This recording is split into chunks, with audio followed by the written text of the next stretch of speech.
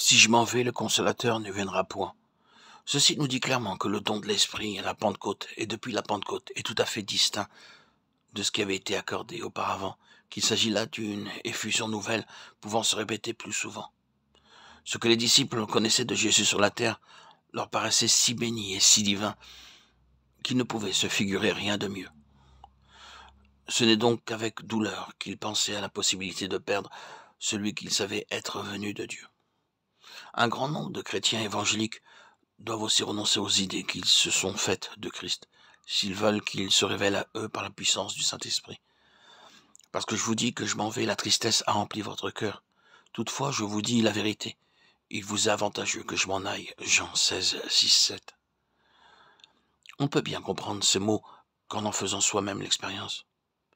Il faut que la connaissance extérieure que nous avons de Christ, ainsi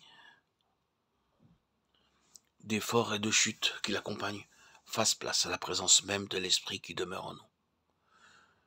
Voici la règle à suivre pour parvenir au royaume de Dieu.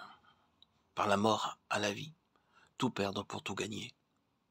Le grand obstacle qui arrête les chrétiens, c'est leur confiance en l'orthodoxie, en leur science religieuse.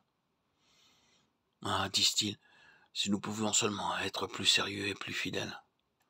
Remarquons que ce n'est pas là la marche que durent suivre les disciples, de nouveaux efforts pour être plus sérieux et plus fidèles au service d'un tel maître ne les eût amenés qu'à de nouvelles chutes.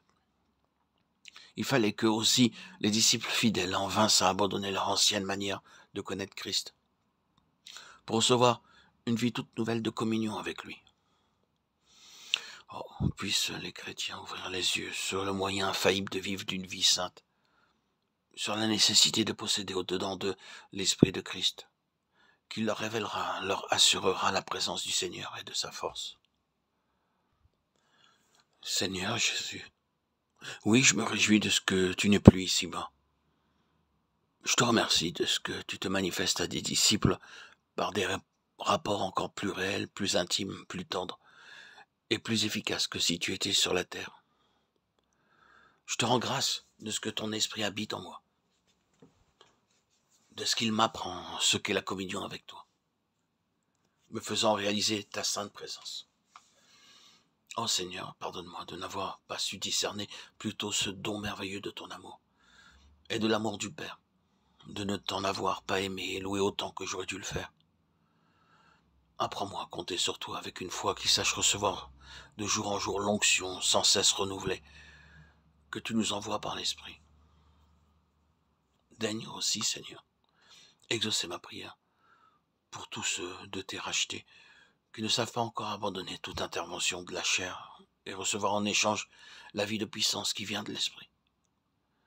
Veuille réveiller l'Église, veuille faire comprendre à chacun de ses membres qu'il trouvera le sceau de son élection, le secret de jouir de ta présence et la force de répondre à sa vocation dans la conviction que l'Esprit demeure en lui et que par là son Sauveur est réellement son guide et son ami. Accorde-nous cette grâce, Seigneur, pour l'amour de ton nom. Amen.